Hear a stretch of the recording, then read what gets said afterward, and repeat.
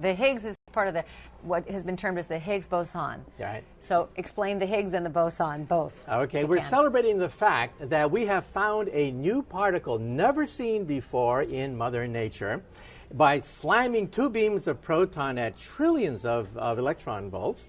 And this particle, we think, was in fact, a particle like this was the fuse that set off the explosion which created the universe. So that everything we see around us, the galaxies, the planets, the Earth, life itself, is a byproduct of an explosion which was set off by a Higgs-like particle. We think that originally the universe was a gas of particles with no mass at all. Think of a crystal, beautiful crystal, totally symmetrical, but useless. It exploded.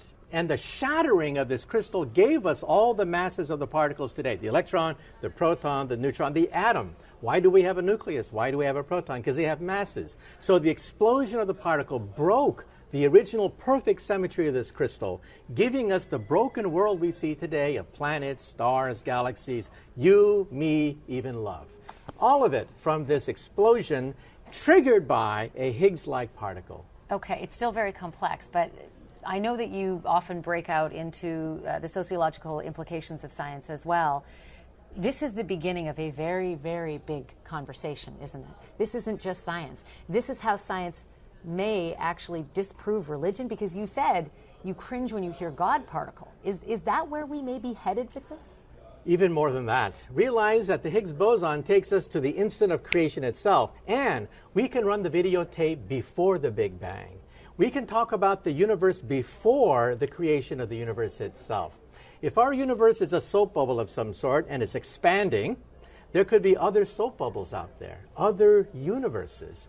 And so this is where the next step beyond the Large Hadron Collider comes in. We're going to look for evidences of a pre-Big Bang universe, perhaps the existence of other universes. And then, of course, we have the question that everyone asks me, is Elvis Presley still alive in another parallel universe? Is he? Maybe. You can't rule it out. Come on, we're going there? Really? We're going into areas that take us before the instant of Genesis chapter 1, verse 1. We're talking about going before the beginning itself. I tell you, this is deep. This is really deep. It has philosophical, theological implications as we talk about a universe, a parallel universe, other universes out there coexisting with ours. And the Large Hadron Collider, this gigantic machine in Geneva, is the key to perhaps proving the existence of these other dimensions.